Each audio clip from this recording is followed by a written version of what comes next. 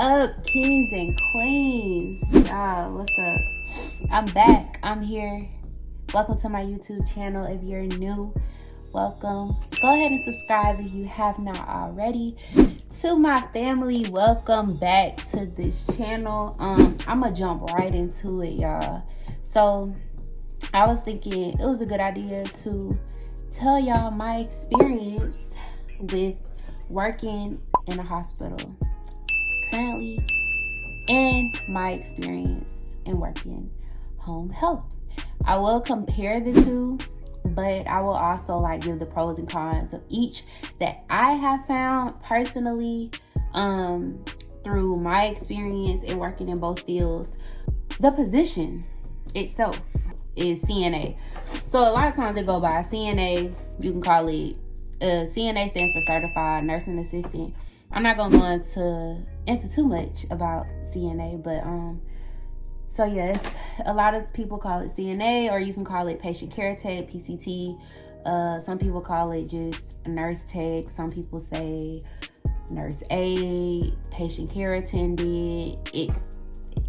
They all the same, y'all. We all work under the same umbrella. So yeah.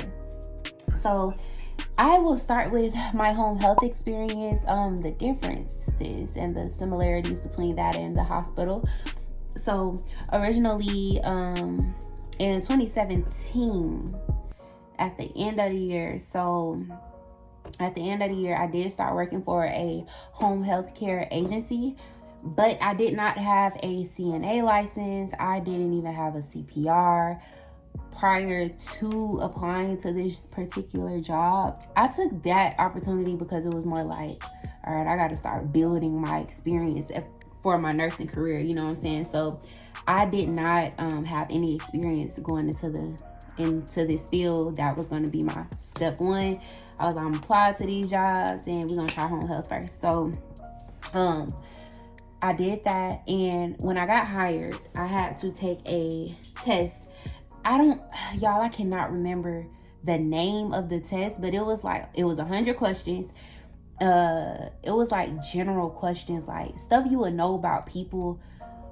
Like if a patient has diabetes, what are you not supposed to mess with, their toenails, fingernails, when it comes to diabetic patients or something like that. So if a patient has a stroke or was hyperventilating, it was stuff I already knew. I knew knowledge of. So she had gave me the test on the spot. So I took the test, passed the test, got hired. They gave me 21 days. So that's 3 weeks. They gave me 3 weeks to get my CPR. Home health, I don't think all of them require through AHA, which is American Heart Association. I know for sure hospitals do, but this particular agency, they did not care where I got my CPR from. Well, I don't want to say they didn't care, but it wasn't through AHA.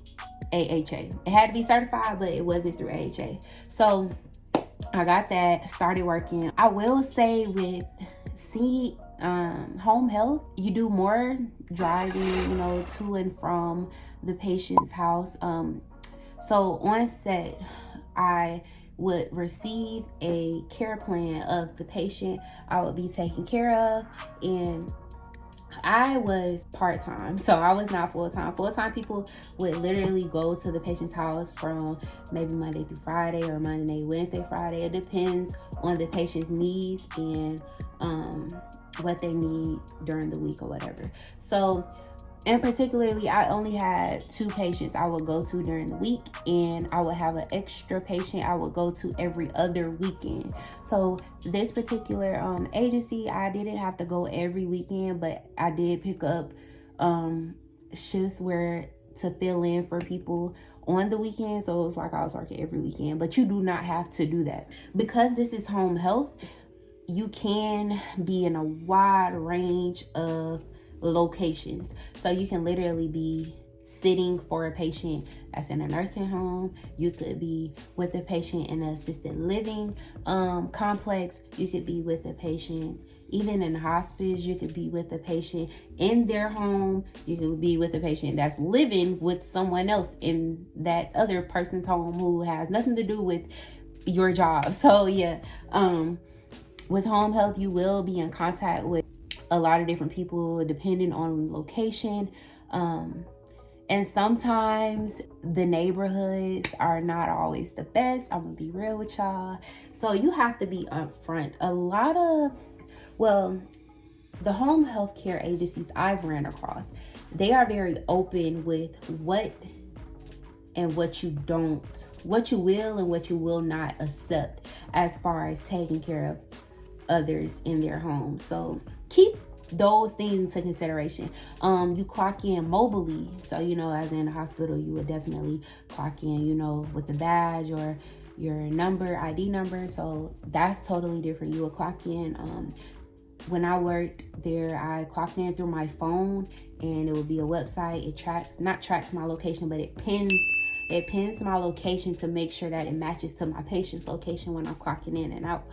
As far as the materials, when you're working in a hospital, they have like everything for you. Like, it's really nothing that you won't need have to bring along on your own when you're working in the hospital. But with home health care, not all of the agencies provide the supplies that you may need, so you may have to go out and buy your own. So I know for me, I already had a blood pressure machine and cuff and all those things at home, so I had to use my own on my patients, and then just make sure I sanitize after leaving every patient.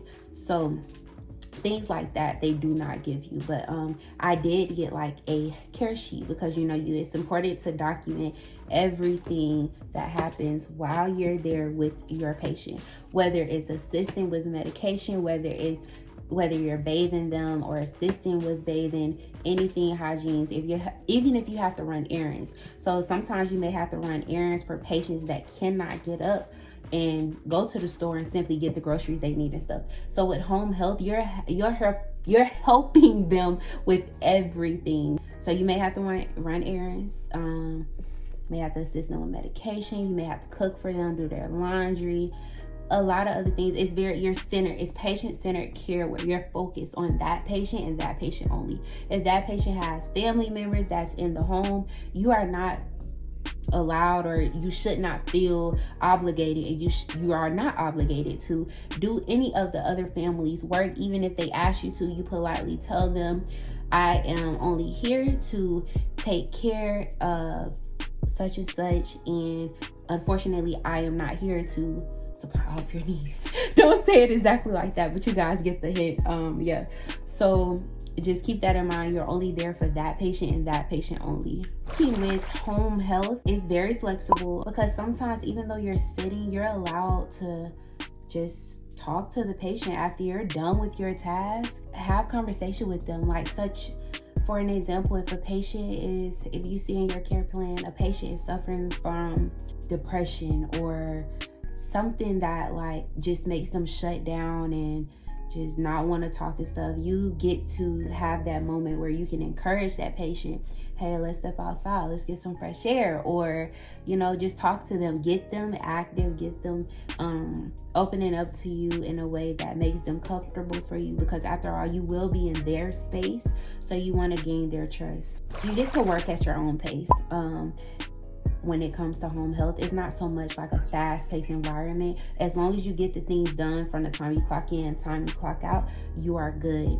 Like I said, you do have it's like a daily task sheet where you will note what you did from the moment you walked in to the moment you walked out. Also, not only say what you did, but what the patient was doing when you came in to when you left.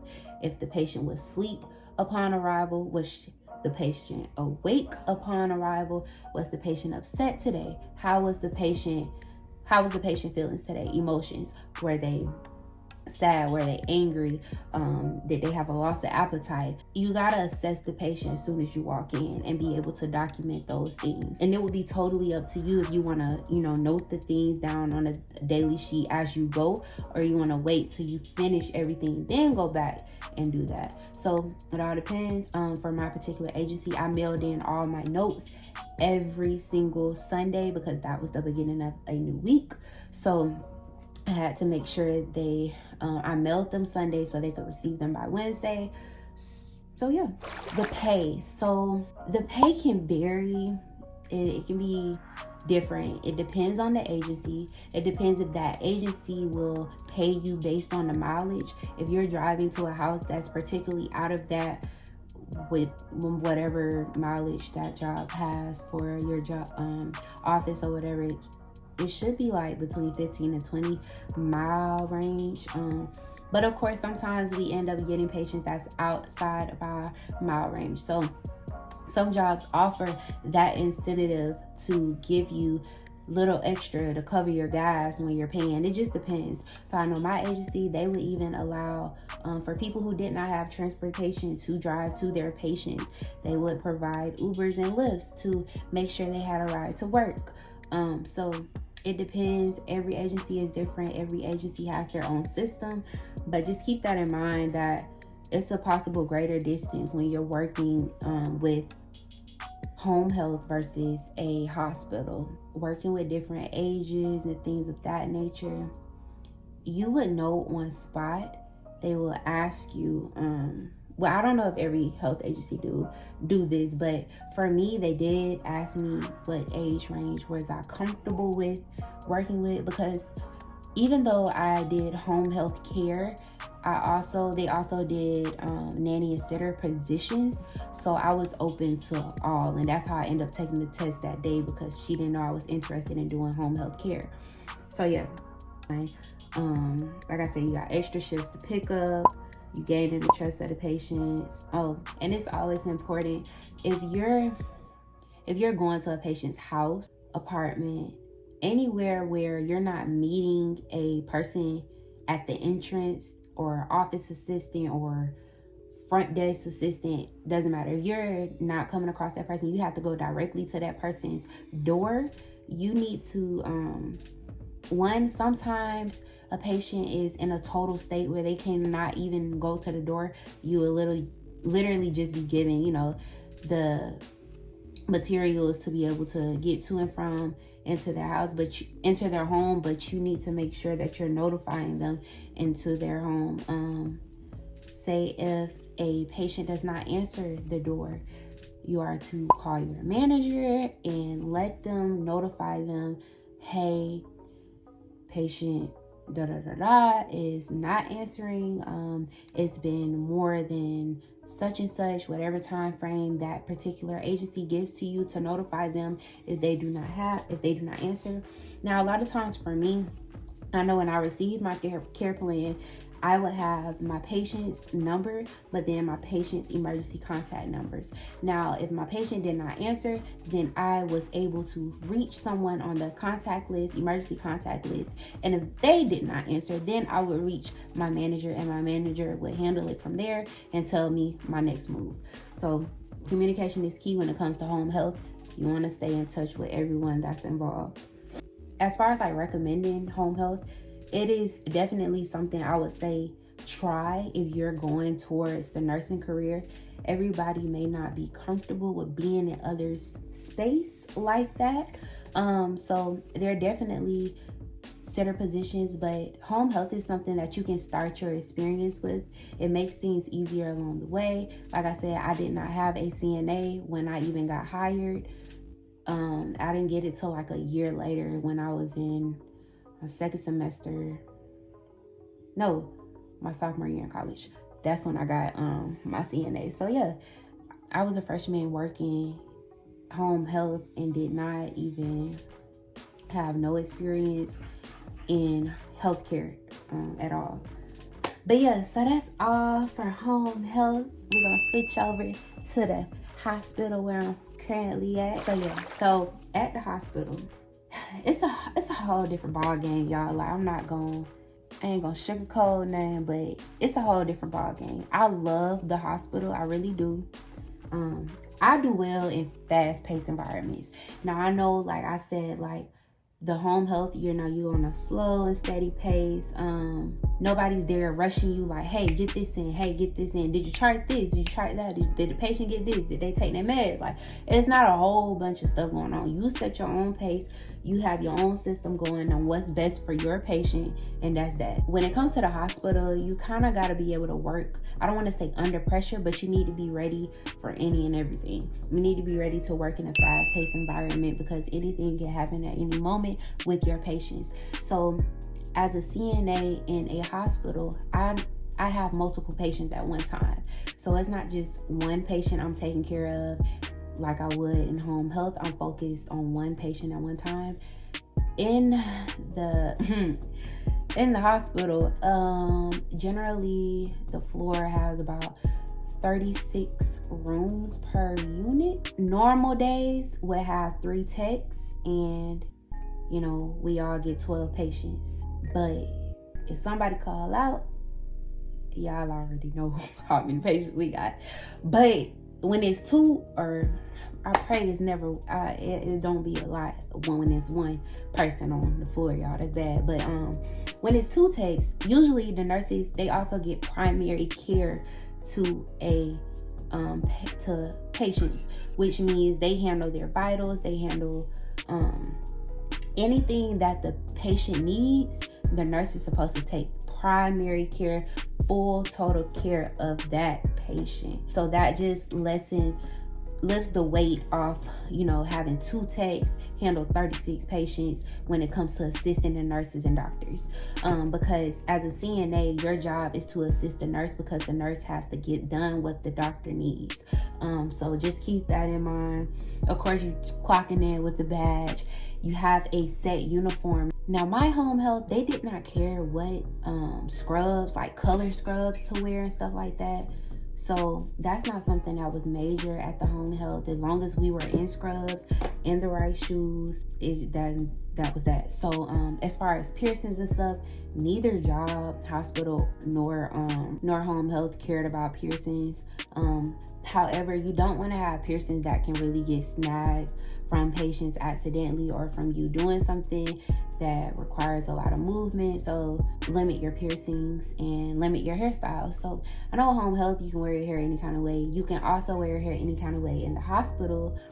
But if you know you're gonna be pulling your hair up, like, you know, every time, then I don't suggest that you do that. I don't suggest that you wear your hair down if you know you a person that get to the nitty gritty when it comes to working. So like I said, the hospital has everything you need, bro. Like everything. Like you're gonna have the whole set. Each patient room has their own vital machine. You have the computer set to chart right then and there.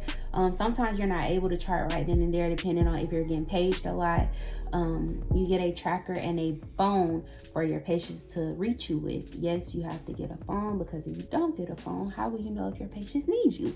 So yes, you will get a phone. Versus in home healthcare, you're right there with one patient, y'all. Remember, you're with one patient with home care, with home health. So you're right then and there. You're never taking your eyes off that patient. You're with that patient the whole shift. Now, unless I end up sitting in a hospital, which that happens periodically, I do have to sit for certain patients, whether they are a 1013, which is a self-harm patient, or they could be a safety caution patient, which is just a safety sitter. I would be a safety sitter, just make sure that patient does not hurt themselves. So sometimes you do have to step in and be a sitter if we have enough techs on the floor and we just like, no, we need to watch this patient, or we don't want nothing bad to happen. Like, that's just the point. We're trying to prevent all harm on patients from happening. We do not want patients falling. We do not want them to hurt themselves while in the hospital, while in our care. So I know it seems like a lot when you're taking care of up to 12 patients. Sometimes it may be less than that. Sometimes we may get blessed. We have 4 techs. Boom, it's way less than that. Like, we good. But sometimes, you know, even in a hospital, you got to keep in mind that it's a fast-paced environment where patients are coming and leaving. So when it comes to discharges and admissions as a tech or as a CNA, You are there to assist the nurse again. So you will go in, you will take that patient's vitals, you will check their weight. Sometimes you may have to transfer them if they're like coming up from the ED or coming from another unit. You may have to transfer them onto the other bed, switch out their IV poles and stuff like that. So it is certain stuff that some hospitals allow techs to do that others don't. It's some stuff that just CNAs alone are not cleared to do. Because at the end of the day, even though you have a CNA license to protect, the nurses also have one to protect as well. And certain stuff you just can't do. But it's also good experience for you if you are on a nursing career, because you will see a lot. Like, you will see a lot. You will be that nurse right hand man. Like, you will see a lot. If you have the right nurses to work with, amazing nurses I work with, they'll let you see a lot. Like, they'll teach you what's going on. Why is this patient having these problems? Why is this patient having these symptoms, this diagnosis? What is our next step? So they'll help you figure each situation out. So it's a very fun job to me at times. Sometimes it gets stressful because so much happens in one little time span, and you just have to really use your chain of command of what's more important. You know, if a patient's calling you for like water, and then you got a patient that's yelling they gotta go to the bathroom, you need to handle the person that's going to the bathroom. You don't want them falling, trying to get out of bed, going to the bathroom. So the person with the water can wait until you get the person ready for the bathroom. Just keep those things in mind. So you gotta be able to think quick on your feet. That's it, and then you'll be straight. Sometimes I get floated to a different unit, so even though I'm usually in med surge, between the med surge and orthopedic floor or IMCU, I can get floated to other units such as the ED, ICU, mother baby. Wherever they need someone, they will pull you to put you in that place.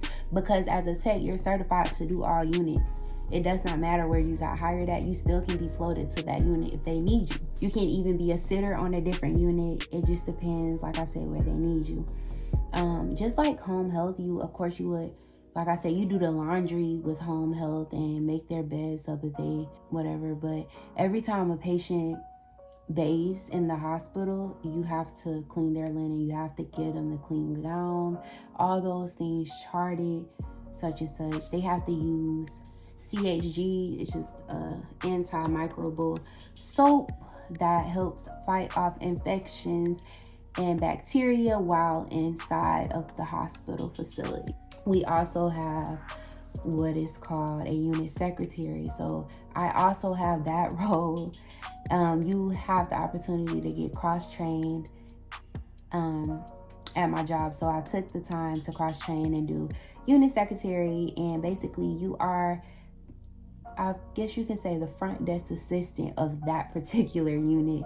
So you will make sure you have all the paperwork for discharges. If that patient is going to a different facility, the case managers will hand you their package, tell you where they're going. You will call EMS, tell them the patient is ready. EMS will give you an estimate time. You will handle the bed control on the floor. Sometimes, like if a bed is missing in one of the rooms, you have to order a new bed, or if a bed is broke, something, you just order it, handle it. You are in control. You control the trackers and phones, making sure that each nurse, the charge nurse, the techs, everyone has the number of rooms to that particular phone they were assigned to. Now, some unit secretaries have more tasks and are able to do more because they've been working there longer and also been taught more things than me. But that's an overall view of what I do as a unit secretary. It's a laid back job. Like, it's not too bad. You restock the cabinets on the sides of the doors. Everybody really should have that job. If you see something, you should just automatically know if you have the downtime to do it, to refill and stock up. With it being COVID right now, the PPE is very limited. So therefore, as far as like masks and stuff, they're removed from the floor, so you have to go to a certain designated area to receive those type of items. But everything else should be on hand, such as the gowns are definitely on hand, gloves are definitely on hand. Surgical masks, you have to get them from a designated area. You are already given one, but to exchange and get a new one, you have to go to a designated area after a certain time period. So the cons for a hospital, I particularly don't like is being called off and being on call. I don't like it. So I don't want to say I don't like it, but it's not one of my faves. Like I said, it's a con. So when I say on call, which means if you're scheduled for a shift, yes, you know, you usually work 12-hour shifts in a hospital. However, with home health, it really varies from the shifts. It's normally not no 12-hour shift. Like for me, I would do like a 6 to 3 with my patients every other weekend. And through the week, I may do a 6 to 3. Or I may even do a 5 to 9. Like it's not no long shift. You have the opportunity. They ask for your availability. You tell them what you're able to do, and that's that. Same thing for the hospital, but hospital have shift requirements, which means you have to meet the minimum before you even accept to pick up shifts. So generally when I got hired in the hospital, I got hired doing nights. So I would do 6:45 p.m. to 7:15 a.m. and that was okay. Night shift was straight, but it kind of got challenging because when I would get off, like working there, I would feel like I was tired, but like when I get off, I couldn't go to sleep. So like that was a big issue for me. So I switched over to days. I just started picking up shifts on days. I am PRN, so although I was part-time in home health, I am PRN at the hospital, and I'm only required to do 4 12-hour shifts in a 6-week period, which is not bad at all. So it's very flexible. So yeah, so even though like you have them 12-hour shifts, being on call though, so yeah, for example, if I'm scheduled tomorrow to do a 12-hour shift from 6:45 a.m. to 7:15 p.m. Now, my job is about an hour away, so at this particular hospital. So I have to get up pretty earlier than most people would for their job to get prepared and take that drive. Between that time you getting ready, or it may be like later on the night before you even go to sleep. If the hospital has a low census, if they are overstaffed, they will call you and let you know that you are being flexed. Now, flex just means that they do not need you. You're just being flexed today. That's all. Like you're flexed. You're off the schedule. They remove you off the schedule. They don't need you. They overstaffed. Or either the hospital has a low census and it's not enough patient to worker ratio. That's all. Or if you're put on call, that means do not come in until we tell you to come in. So you cannot plan your day and think that you're off because, you know, hi, good morning, Faith. We just calling to let you know that you'll be on call today.